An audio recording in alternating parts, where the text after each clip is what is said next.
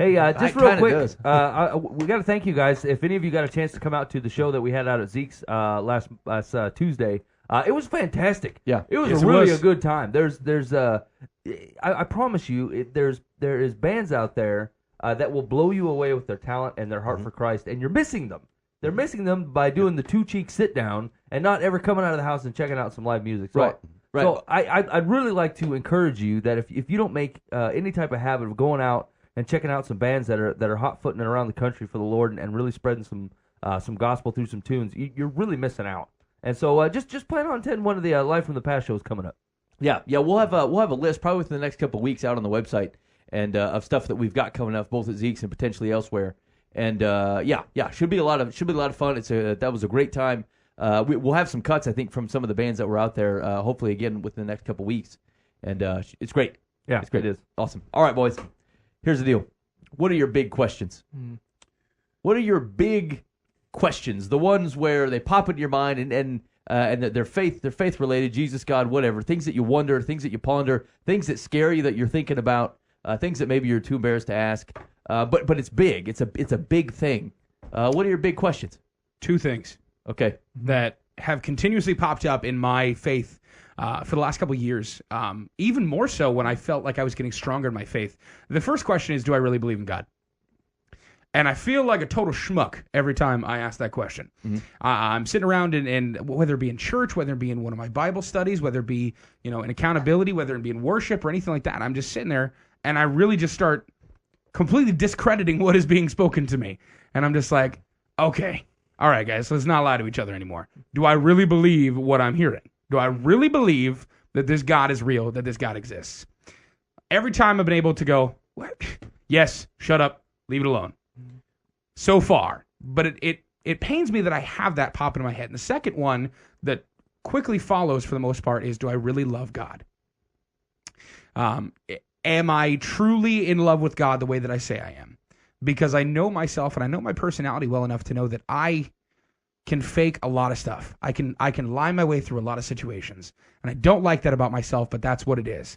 And I can fake that. And I have faked faith before. I have faked faith for years. And I don't want this to be so elaborate that I'm lying to myself. And that I'm convincing myself that I have faith when I really don't. Those are the two biggest ones that I tackle.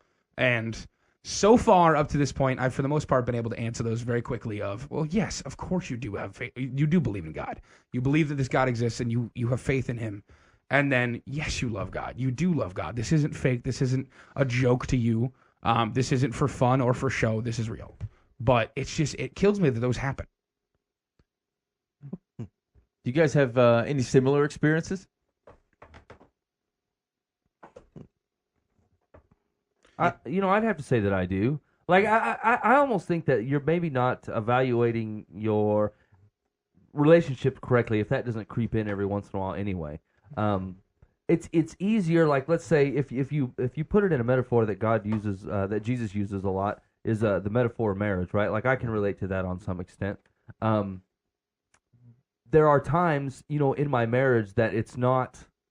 how can I say this without my wife getting upset at me? but with me continuing to be honest, there are times that it's not like it was when on your second date.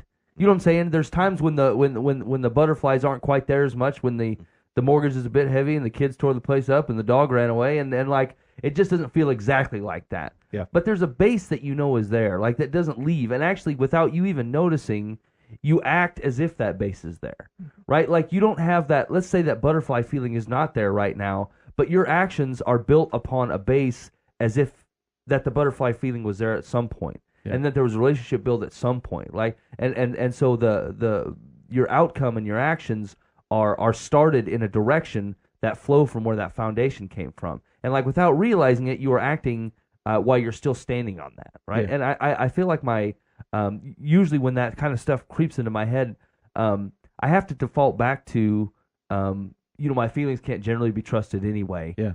Especially my feelings of anger, disappointment, impatience, whatever. Like they're just not trustworthy feelings. But like if I can stop for a second and look around me and look where my time has been over the last couple of weeks and the things that are surrounding me, like I can tell they're all a product of something that I would really have to be phonying pretty hard, to say that, to prove to myself that I don't believe in this. You know what I'm saying? Like either, and maybe Boo was right. Maybe I've really convinced myself that this is the deal, and I've lied to myself for so long that I've built a sandcastle to live in. But if that's not the case, then I believe what I say I believe. I just don't have the butterflies at this moment, just not this moment. Yeah. And I think I have that same thing from time to time. It'll just be like a fleeting thing and say, are you putting on a show? And generally it's a bit of a guilt thing. It's to God. It's weird because it's like directed to God and said, am I putting on the show? Am I just going through the motions here with you? Which is weird because it's a thought that maybe I don't believe at all, but I'm talking to God in the process. And anytime that I've had that experience, I'll tell you this, and we'll see if this is similar to what you've run into. It's never out of a place of evaluation, right? It's never out of a place of actually having weighed the validity of what is true if I didn't believe, right? It is always a momentary thing that says, at this moment, I feel like either I'm not authentic in my love for God, or I am not. Maybe I'm not feeling it, and Mike's right. That's not a good indication. What you feel is almost never a good indication of what's true. Mm-hmm. But it's never comes from a place of evaluation. I've never sat down and said, well, am I willing to toss the inerrancy of Scripture because I believe these other things, and then this is just not going to work out. Like, I've never come to that type of conclusion. There's people that walk away from the faith that said, because I believe in X, Y, Z, I simply can't accept the Bible for what it is, and if I can't do that, that's the foundation of the faith, I'm out. Okay, I actually understand that reasoning. I've never done that. Anytime that type of thing has popped into my mind, or I've spent any time thinking about it, it's never an evaluative thing. It's just a right at this moment. In fact, last week I was having this feeling. I really, I'll admit that this hasn't really happened to me before, but I was missing Scripture. I was missing it. I had done I've been doing a lot of studying because I've been doing a lot of teaching, but I haven't been reading. Like for me and God, like for me spending time with God and things that He said, and it was like 4 days ago. I thought, like, I can feel it in my life that I'm missing this. I actually have not had that feeling before, but I was really feeling it last week. And it's those types of things where, the things that pop into your head aren't coming from any level of study, aren't coming from any level of true evaluation. It's a moment. And the question is how you deal with moments, right? It's not wrong to have those types of moments. There's just a reaction to them. There's a reason that we are provided a Bible. There's a reason that we are provided witnesses. The reason we are provided a community around us is so that those moments do not otherwise overshadow our lives and become something that they aren't really. We don't give validity to moments that are in and of themselves just points in time of which something occurred, and we have to react to them one way or the other, But I've certainly had those types of experiences. Some of them have been in low parts of my life where like sin has been there and it's put my mind in a bad place. And there's sometimes where like none of that was going on, and I just thought, I don't know, things seem to be rocking along. Could it be true that God isn't here? Because I don't see Him right now? Well, it's a 2-minute thought, and then it's gone. Yeah. And that happens with I don't know, that happens with a lot of things in life. I don't know that's even the special to God relationship type of thing. Just thinking, hey, maybe I should work someone else. No, maybe I should. No, maybe I should marry someone else. Maybe I made the wrong move. What are you gonna do? I put it in the same category as like every once in a while it'll pop in your head like, what if my mom dies, or what happens if my wife is not here? Oh man. You know what I'm saying? Like, Has that ever happened to you where you're like, and you're like, why am I even thinking about this? Actually, I thought we were in church on Sunday, and Herrick was preaching because Dan was at Ragbri, and I thought, what if Dan dies? I killed Dan in my mind during the service on Sunday for no reason. Right, and you're like, why am I even thinking about this? And you're like, I would be devastated. I'm servant. Would I cry? I'm not sure. I mean, there'd be other people to comfort. That Dan's very important to a lot of people, but crap.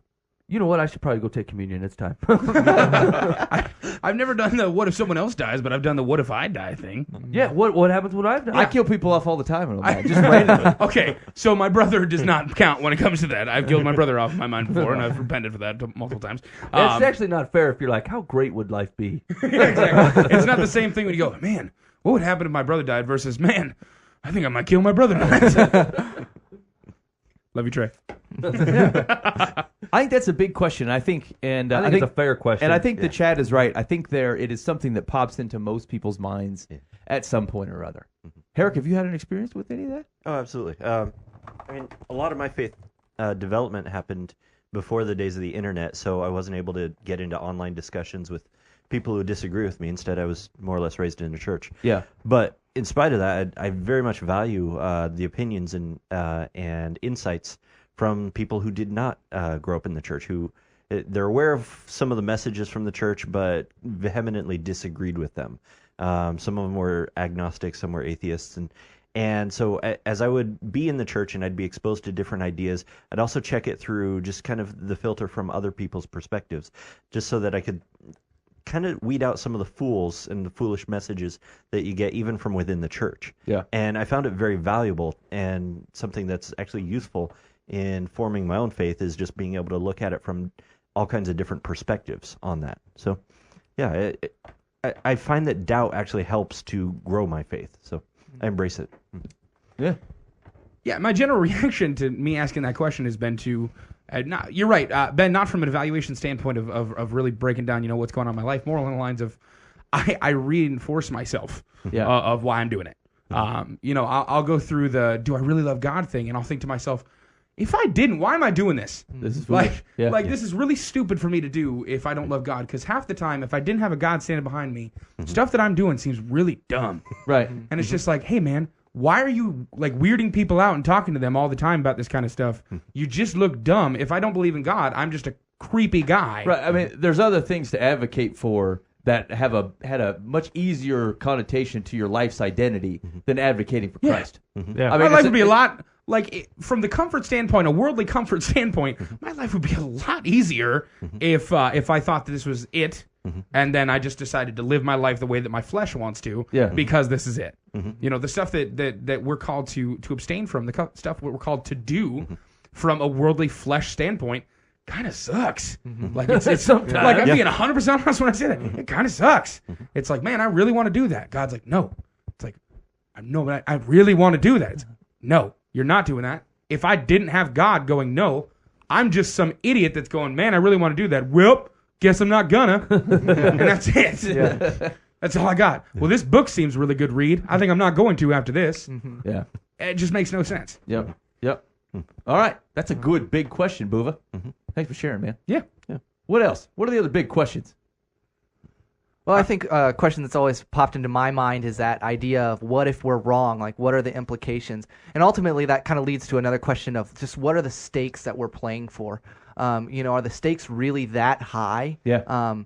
You read the claims of the Bible and the claims of Jesus, and you go, wow, we're playing for the ultimate stakes. If this is true, then really nothing else matters. Is that true? Like, can that be right? I heard a preacher the other day talk about the trilemma, C.S. Lewis's trilemma, that when you read the claims of Jesus, you have to conclude that he's either a liar, a lunatic, or the Lord. You can't just say, oh, he's a good man and dismiss him. Yep. He's either one of those three things. And once you realize that, you realize, man, if Jesus' claims are true, this is the only thing worth living for. And if they're not true, then I'm wasting a lot of time doing this. Yeah. And so you reach those crises, I guess, those questions of, oh my gosh, what if we're wrong? But I think so often Christians, we're afraid of that doubt. We're afraid of doubt. And I think it's important that we realize that doubt is nothing to be afraid of. It's something, it's a growing process that the Spirit uses. He uses those questions, those moments to speak to us. Those moments when God gets to talk to us and say, no, this is true.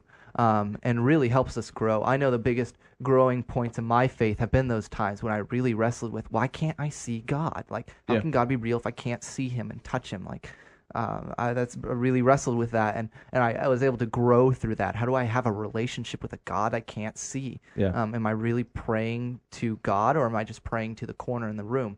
That wall speck on the wall. Right. Am I awkwardly standing in a dark room talking to nobody? Because, I mean, that's psychotic. Exactly. And I think God, the Spirit really uses those moments to grow you. They're not something to be afraid of. There's something to embrace. There's something to search the Scriptures diligently when you have those questions, to go to your Christian friends and challenge them with their questions. We don't live this Christian life in a vacuum. We live in a community of other believers, and we can, and you'll notice that all believers have these questions. Yeah. You're not going to be alone. And I think that's something we fear when we have this doubt, like, oh, I'm the only one struggling with this question. No, we all have them.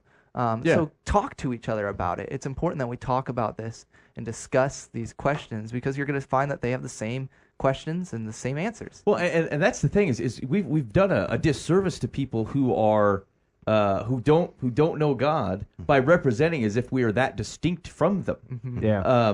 You know, like the same thing.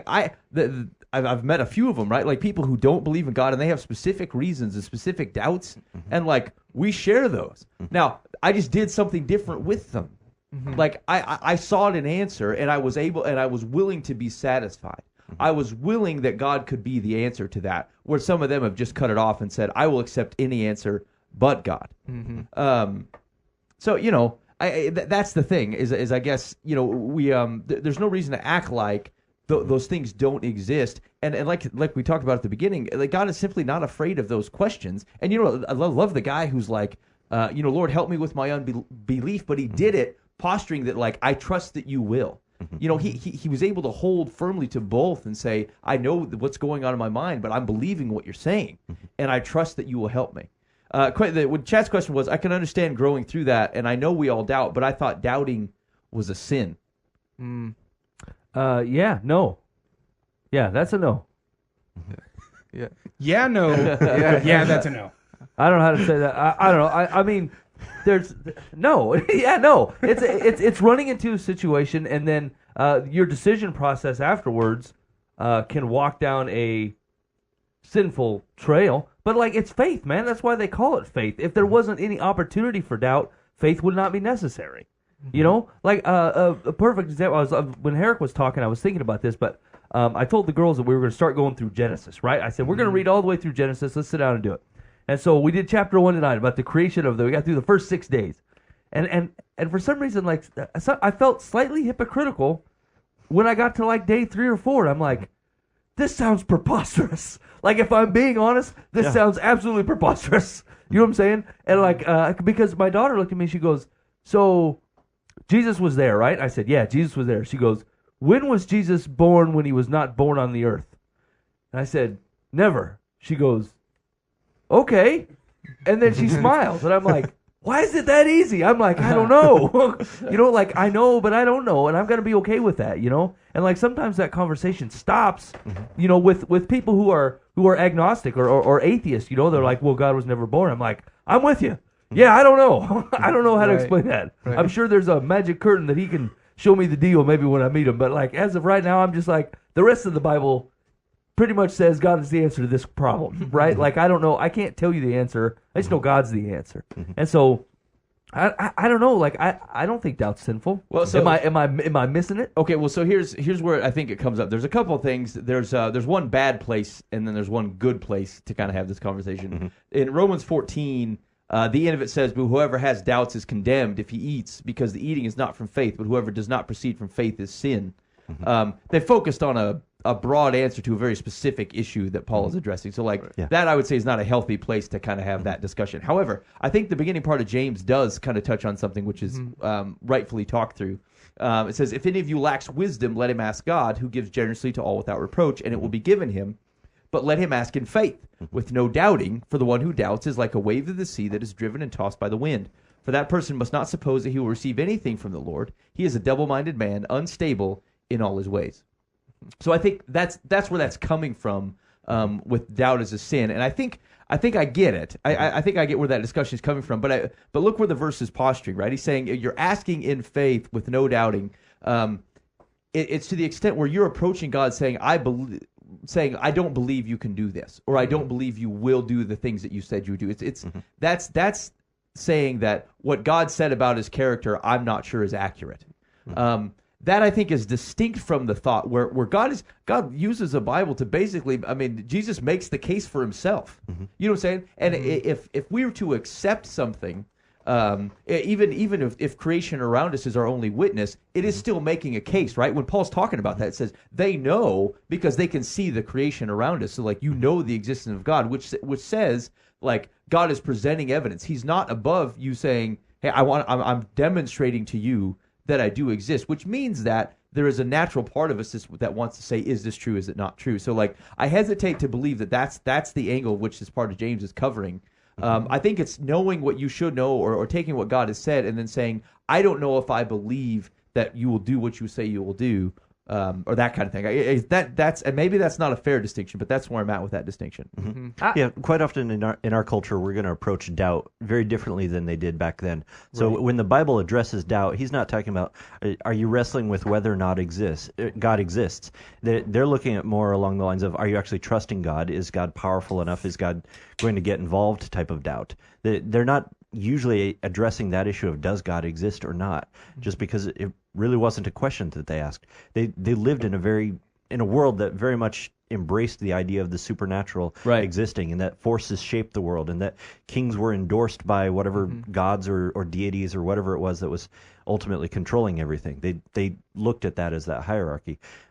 So I forget where I was going with that. Well, train derailed. Well, but I think to kind of bring that point around is in the Enlightenment world and the post-Enlightenment world that we live in, we are in an environment that frames that discussion much differently, right? It is a sore thumb that you believe in a God wouldn't have been, like, regardless of which God it was, that's not that outstanding in their time. Right. It is a much more, maybe not controversial, but it's a much different thing to say, I believe in a creator God of the universe in the environment that we're in. And so a little bit of some of those things are creeping into our lives, simply for the environment that we are being, that we are surrounded by.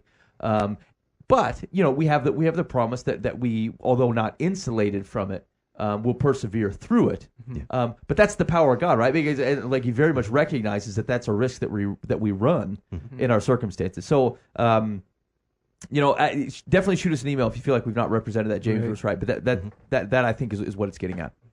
I was thinking about that when you guys were talking, but like, I feel like I do have some doubt within my relationship with God, but it's mostly on my end. Wondering if I like the persistent widow parable, the story of the persistent widow, right? Because it just, I don't know, it shows God's long-suffering character. I just really appreciate that he's willing to listen to me and love on me, even despite what I'm asking. Yeah. But like, a lot of the times when I pray, I'll throw things out there and be like, I feel like this is kind of the way for me to go. I'm going to ask you to back this up. If it's for you, and if it's not, then great, move me along, And I feel a lot of doubt in those times, not that God will not hold up his end of the bargain, but to be honest, whether I'm asking for things that are in line with what he has going. You know what I'm saying? Like, and I have a lot of doubt there, and I think that's probably one of my big questions is that there's a good amount of times where I'm like, am I missing what you're doing here? Am I missing? Yeah. You know what I'm saying? Because I lose confidence in the quiet. When God's loud and God's the body of Christ is loud and people are loud and moving loudly, I'm like, yeah, there's no question for me. Yeah. This sounds great. But in the quiet, when I'm just going to work and feeding the dog, and I'm like, there's not a whole lot going on. This can't be on mission. Can I stop? I'm stopping for a candy bar. Should I have given that to somebody in Uganda? I feel like I've done the wrong I should thing. mail that guy a Snickers. You know what I'm saying? And like some of that is petty. Some of that's petty and silly, and I know that. But like in the long sweep of things, sometimes I feel like I just don't get it. If I'm being honest, like I just don't get it. I know what God's heart is. I know where God, I know what Christ did for me. I got no problems in all these areas. But sometimes I feel like I don't get it, and I'm like a guy with 20 toys in the room, and I'm like, I have no idea which one to play with that would make you happy. Well, and actually, I think this comes down to shades of what Ben Michaels was talking about. We're talking about what the consequence to what you believe, right? Like if this is true, the very heft of what we're talking about here, it means everything. And so the question then is like, is there ever a far enough? Say like, yeah, you could ship that candy bar to Uganda. I mean, is that a petty thing? But like, is it too far for the thing that means everything? Yeah. Right. And I think that's something that people who love God struggle with, is understanding, especially in the environment that we live in the United States, is like, how could there be a too much? He gave, if Jesus gave everything as a sacrificial example, like there can't be a too much on my plate. But I do need to feed the dog. But maybe I shouldn't have got the dog to begin with. Now I'm Right. tied to it. Is it too much? That's right. Maybe I can't afford a dog. What? You know what? If I get an apartment and get rid of this house and get extra money, I can't even have the dog. Now what do? I got like 3 dogs. I already took the dog. Now I got to get rid of It's them. a sinful puppy at your house. You know, the problem is like logically, which is where I tend to base back in. Like my faith sticks in a very I have a fairly unshakable faith in that area. Like I believe it. I can look around. I know the foundation where it's at. It's the pins and needles where I have a hard time operating. And sometimes like I think, well, he can't really care that much whether I get this candy bar or not. But on the other hand, he cared when I told little white lies on behalf of, say, my employer, so they didn't look bad. You know what I'm saying? Like little lies that are acceptable to everybody else. Like, well, your ticket got lost. That's not true. We got busy, and you weren't a priority. That was the truth, right? Yeah. But that's not what the guy at the front counter says, because that's not his job, you know? And like I got very convicted of living my life that way. Like, and I thought I can't do that anymore. And so that's a little thing that 3 years ago I'd have said, you know, it's fine. That's the deal. That's just part of my job. That's what I do, you know? And I'm like, I can't do that anymore. So it's 100% honest now. And so the same thing's true with my money, and the same thing's true with my time.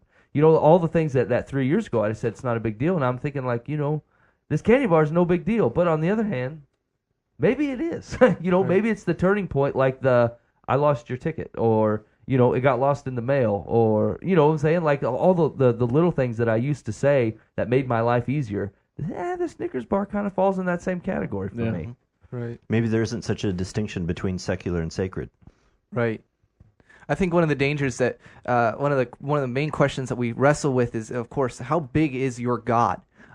Because so often we worship a God that we made up in our mind, not the God that made our mind. Yeah. You know, and so because we worship a small God, yeah, we fear doubts, because doubts really are a threat to the God that we created. But if we're worshiping the God that created us, then doubts aren't a threat, because the God who created us is truth. No doubt's going to assault that. And so I think it's important that we're worshiping a God who's big, you know, bigger than me, but also a God who's so big that he cares about me as an individual. He created me as an individual, and then he died for me as an individual. He bothers to learn my name and know about me and care about me and care about the candy bar that I eat, or don't eat. Or don't eat. Yeah, you know, he cares about each and every bit. And because he died for each and every bit, and I derive my value from that. But I think it's really important that we worship a God who's big, and also a God who's small. You know, a God that cares about me as an individual, but also cares about the entire world and the effects on the entire world. Because then I think our doubts start to go away when we realize I'm doubting a God that I made up in my head. I need to be worshiping a God that made my mind. How does this help me with my candy bar? How does it help you with your candy bar? Hey, man, I can tell you straight up, don't eat the candy bar. That's a no. Yeah, Right. just don't eat the At least candy you're bar. thinking Boomer about the speaks candy for the bar, though. Lord. That's step one. Hey, We got soda in here. I don't know We if could have I'm. drinking water and set the difference to the Uganda or the border. This is more from a just life choice general situation.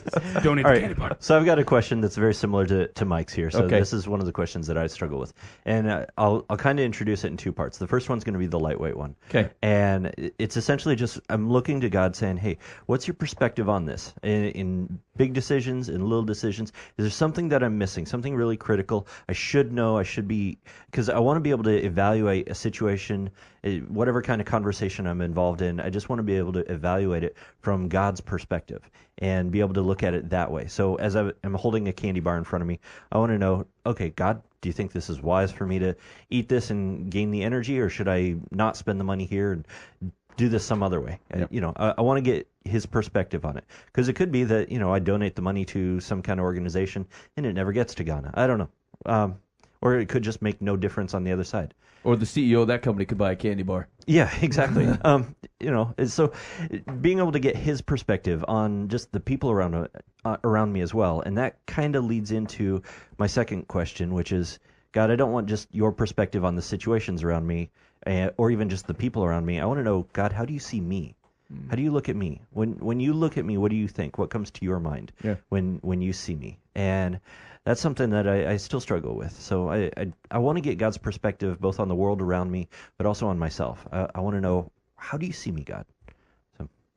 No, I actually I've been thinking about that a lot lately because, so often when we approach God, we approach Him with either acknowledgments of who He is, or repentance of what we've done, and very, very, very, and there's a hesitance to talk about who we are as people, as if for fear of vanity. For fear of vanity, like, Lord, I came to go approach God Buva style, right, and say, hey, I want to talk about myself for a while. Right. hey, back, I'm going to speak about me. That is so incredibly wrong, man. Approach God Buva style, really? You have your own style. All for I'm approaching saying God? is, I don't want to be like smited at any point in time. So we should stop. Let's talk about me for a second. Ben Michaels, it's a big God. I'd watch out.